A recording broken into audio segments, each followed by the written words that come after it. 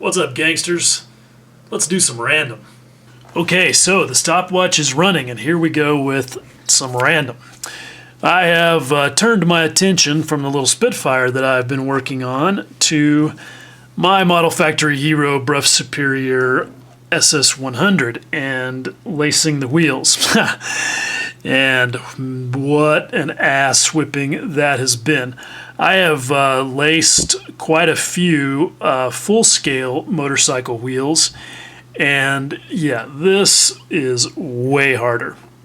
If you want to know all the details about why, you will have to suffer through the video series that I'm doing about this project. But suffice it to say, it was nothing like as easy as it looked to even get the first side of the front wheel done, and I'm probably going to be procrastinating about doing the other side for that reason. Now, speaking of the Spitfire, to backtrack to that for a second, so the cockpit, well, the fuselage is all sealed up, and of course it went together beautifully. And one thing that I neglected to mention last time when I was talking about all this cockpit stuff is that I decided to try something a little bit different on the seat belts based on the recommendation of Tony Bell. And Tony, or T-Bell as I like to call him, is one of the most gangster members of Scale Modelers Critique Group. He is a really, really good model maker, and so anytime he recommends something, I pay attention. And he said that he's been using rubber cement for HGW cloth type seat belts because it doesn't get stiff the way that super glue does. And that's a fair point, because if you use super glue, even the extra thin stuff that I use, you can definitely end up with stiff parts of the belts where you don't want them to be. And that can be a real problem. I've never had too much of an issue with it because I'm just careful where I put it. But I thought, you know what? I'll try some. So I bought this. And I got to say, not a fan. I don't know if I'm just not doing it right or what, but I didn't click with it. So, Tony, you'll have to tell me. Because this stuff is like stringy, and it gets goopy almost instantly. And he said you can thin it with lacquer thinner, and I tried that, and that didn't really seem to help. So I felt like, honestly, it was just more of a mess than anything. So, yeah, I don't know. Anyway, on to other things that I've been tinkering with. I'm still using the Grex Airbrush, and I finished up my Grex review video the other day, and hopefully you'll check that out. This is kind of the test piece I was doing some work on. I've been running the 0.2 millimeter needle in it now, and that is working really good. I've also added their Mac valve, which I like because it's got a really large knob that's easy for me to turn with my clumsy fingers. And I'm hoping that will help the kind of barf on contact characteristic that I've run into with this thing.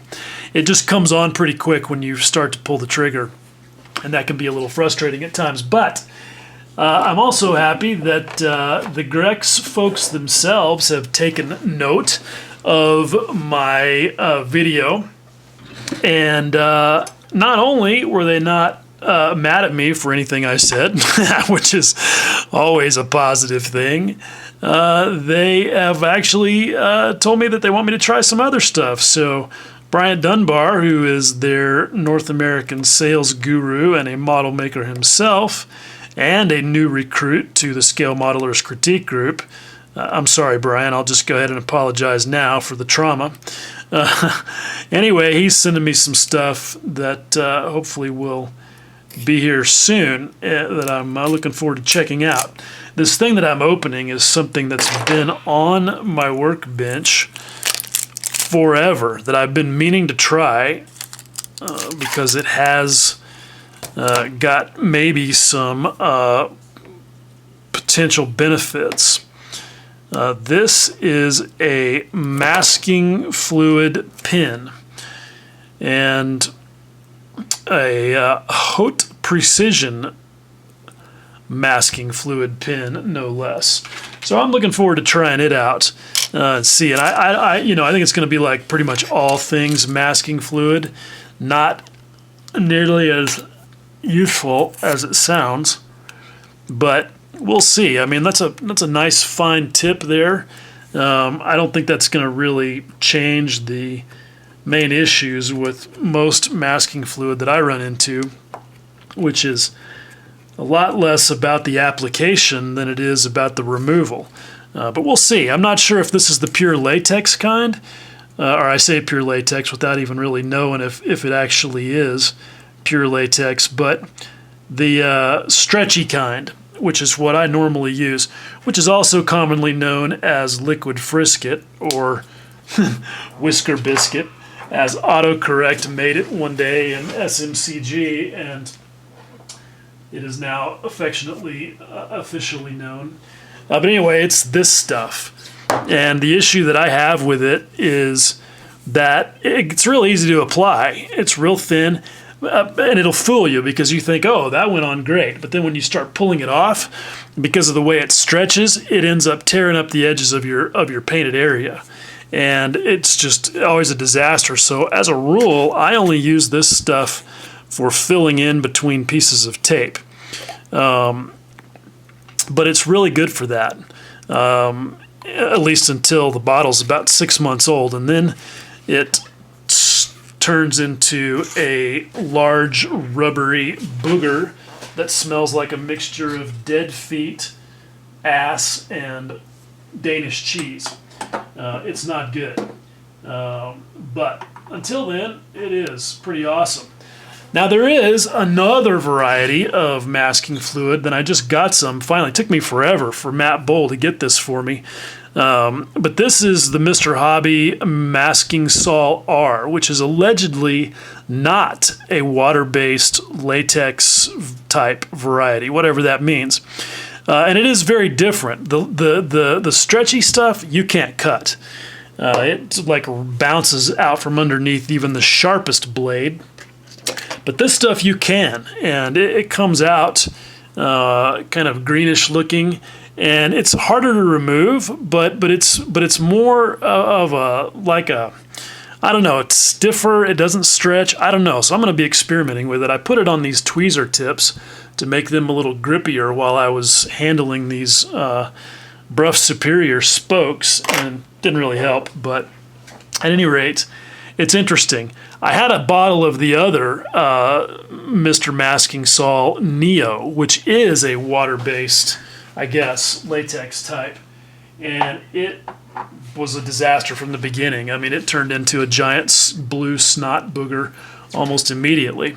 Now, speaking of blades, we had an interesting discussion the other day on SMCG about the Northwest Shortline chopper and the new cool red anodized version of the same thing from Dispier, or however the hell you say their name. If you don't know what I'm talking about, it's this gizmo, which is basically a guillotine for plastic. And you use it to chop, believe it or not, based on the name. And it uses basically a normal type razor blade in it, which has got a bevel on both sides. And my frustration, and apparently other people's frustration with this thing, is that for $100, you get something that is real easy to use, but never cuts anything square. And it's super frustrating because all of this would lead you to believe that that's an essential function. To me, it's a basic function of something like this. If it doesn't cut square, why the fuck am I using it? So we started talking about, or throwing out our theories about why it does that. And the theory is that because the blade is beveled, that either it creates a beveled cut, I guess, or it acts like a little bit of a wedge that shoves the workpiece to the side, and that creates an angled cut. So we got to looking around on the web. We found a place that has single-sided blades, which are pretty difficult to find, and I sweet-talked them into sending me some samples. So check them out. They actually do only have a bevel on one side. and I am going to install one in my chopper. I think it'll fit, maybe with some modifications, and see what happens. So, kind of a cool experiment. Anyway, that's 10 minutes. That's it. Adios.